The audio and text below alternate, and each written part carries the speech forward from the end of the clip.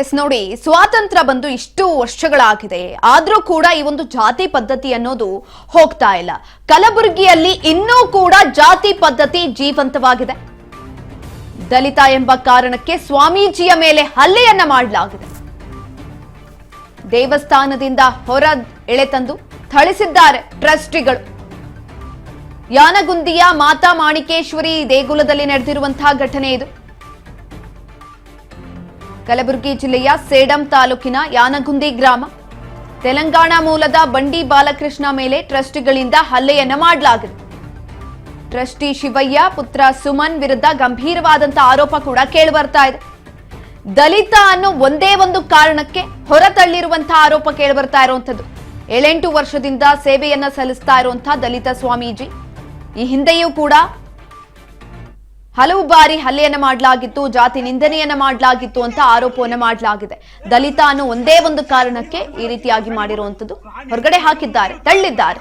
ಇನ್ನೂ ಕೂಡ ಜೀವಂತವಾಗಿದೆ ಈ ಒಂದು ಜಾತಿ ಪದ್ಧತಿ ಅನ್ನೋದು. ಸ್ವಾತಂತ್ರ್ಯ ಬಂದು ಇಷ್ಟು ವರ್ಷ ಆಗೈತೆ, ಆದ್ರೂ ಕೂಡ ಜನಕ್ಕೆ ಬುದ್ಧಿ ಮಾತ್ರ ಬರ್ತಾ ಇಲ್ಲ.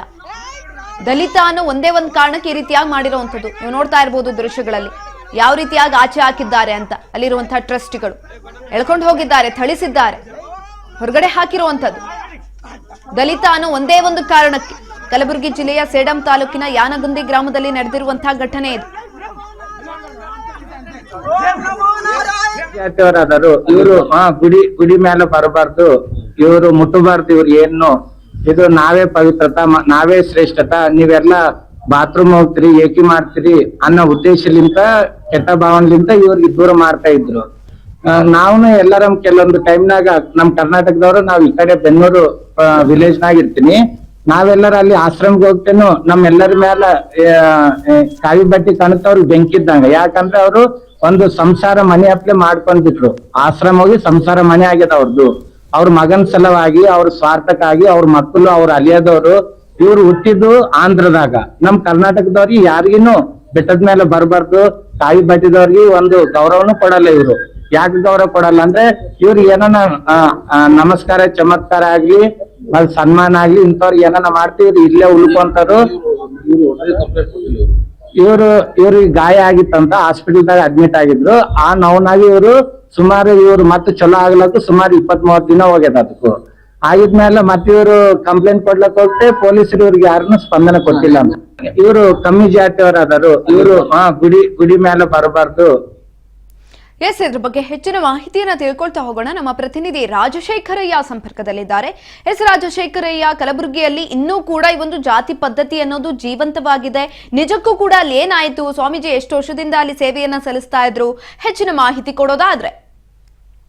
ಹೌದು ಸುಖೇನ, ಏನಂದ್ರೆ ಇದು ಕಲಬುರಗಿ ಜಿಲ್ಲೆಯ ಸೇಡಂ ತಾಲೂಕಿನ ಮಾತೆ ಮಾಣಿಕೇಶ್ವರಿ ಏನು ದೇವಸ್ಥಾನದಲ್ಲಿ ನಡೆದಂತಹ ಘಟನೆ. ಇದು ಸಾಕಷ್ಟು ಸರ್ವ ಜಾತಿ ಜನಾಂಗದವರು ಈ ಒಂದು ಮಾತೆ ಮಾಣಿಕೇಶ್ವರಿ ಅದೊಂದು ದೇವಸ್ಥಾನಕ್ಕೆ ನಡ್ಕೊಳ್ತಾರೆ. ಹಿಂದಿನಿಂದಲೂ ಕೂಡ ಸಾಕಷ್ಟು ಜನರು ಇಲ್ಲಿ ಬಂದು ಹೋಗ್ತಕ್ಕಂಥದ್ದು. ಹೀಗಾಗಿ ಈ ಒಂದು ಮಾತೆ ಮಾಣಿಕೇಶ್ವರಿ ದೇವಸ್ಥಾನದಲ್ಲಿ ಇದೀಗ ಮಾತೆ ಮಾಣಿಕೇಶ್ವರಿ ಅಮ್ಮನವರ ತೀರಿ ಹೋದ ಬಳಿಕ ಶಿವಯ್ಯ ಸ್ವಾಮಿ ಅಂತಕ್ಕಂಥವ್ರು ಟ್ರಸ್ಟ್ ಅನ್ನ ಮಾಡ್ಕೊಂಡು ಆ ಒಂದು ಟ್ರಸ್ಟ್ ಅನ್ನು ನಡೆಸ್ತಾ ಇದ್ದಾರೆ. ಹೀಗಾಗಿ ಇಲ್ಲಿ ದಲಿತ ಸ್ವಾಮಿ ಅವರವರು ಬಹಳ ವರ್ಷಗಳಿಂದ ಸೇವೆ ಸಲ್ಲಿಸ್ತಾ ಇದ್ರು.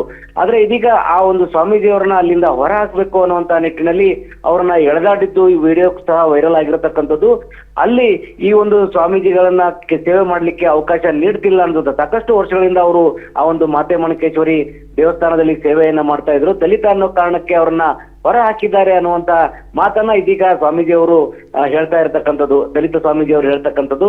ಅಲ್ಲಿರ್ತಕ್ಕಂಥ ಶಿವಯ್ಯ ಸ್ವಾಮಿ ಅವರು ಟ್ರಸ್ಟ್ ನ ಅಧ್ಯಕ್ಷರು, ಹಾಗೆ ಅವರ ಮಗ ಇಬ್ರು ಸೇರಿಕೊಂಡು ನನ್ನ ಮೇಲೆ ಹಲ್ಲೆ ನಡೆಸಿದ್ದಾರೆ ಅಂತಕ್ಕಂಥ ಆರೋಪವನ್ನ ಇದೀಗ ಅವರು ಮಾಡ್ತಕ್ಕಂಥದ್ದು. ಆ ಒಂದು ಹಲ್ಲೆ ಮಾಡಿರ್ತಕ್ಕಂಥ ವಿಡಿಯೋ ಸಹ ಇದೀಗ ವೈರಲ್ ಆಗಿರ್ತಕ್ಕಂಥದ್ದು. ಅಲ್ಲಿ ಸರ್ವ ಜನಾಂಗದವರು ಅಲ್ಲಿ ಸೇವೆಯನ್ನ ಮಾಡ್ಕೊಂಡು ಬರ್ತಕ್ಕಂಥದ್ದು ಪ್ರತಿ ಮುಂಚೆಯಿಂದಲೂ ಕೂಡ. ಆದ್ರೆ ಅಲ್ಲಿ ಒಂದು ಟ್ರಸ್ಟ್ ನ ಒಂದು ವಶಕ್ಕೆ ಪಡ್ಕೊಂಡು ಅದನ್ನ ತಮ್ಮ ಸ್ವಾತಂತ್ರ್ಯದಲ್ಲಿ ಇಟ್ಕೊಳ್ಳೋಕೆ ಏನು ಅಲ್ಲಿ ಅವರು ಶಿವಯ್ಯ ಸ್ವಾಮಿ ಅವರು ಹೊಣಿಸ್ತಾ ಇದ್ದಾರೆ ಅಂತಕ್ಕಂಥ ಆರೋಪ ಕೂಡ ಇಲ್ಲಿ ಮಾಡಿರ್ತಕ್ಕಂಥದ್ದು ಸುಖೇನ.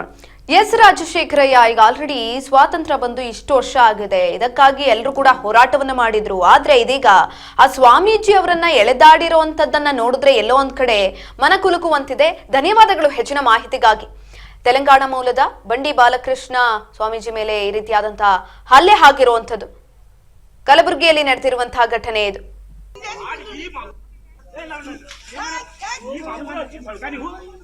ఇంకా మంది ఉన్నాడు నువ్వు తాళం కొడతావురా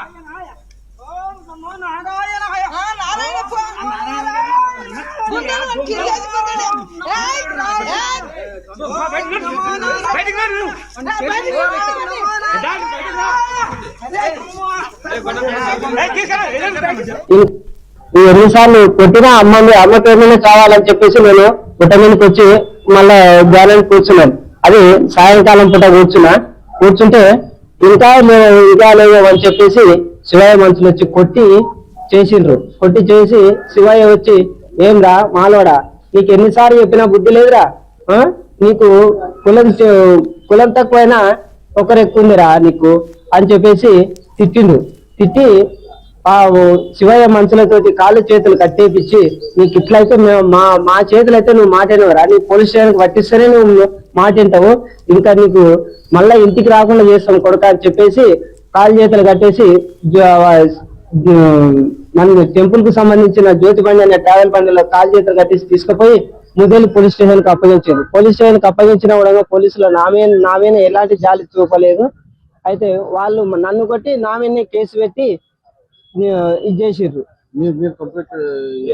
నా మీద నా వెనక ఎవరు సపోర్ట్ లేక నేను భయపడి నేను వాళ్ళకు కంప్లైంట్ ఇవ్వలేకపోయినాను. ఎన్నిసార్లు కొట్టినా అమ్మ పేరు మీద చావాలని చెప్పేసి నేను ಕಲಬುರಗಿಯಲ್ಲಿ ನಡೆದಿರುವಂತಹ ಘಟನೆ ಇನ್ನೂ ಕೂಡ ಜಾತಿ ಪದ್ಧತಿಯಲ್ಲಿ ಜೀವಂತವಾಗಿ ಉಳಿದುಕೊಂಡಿದೆ.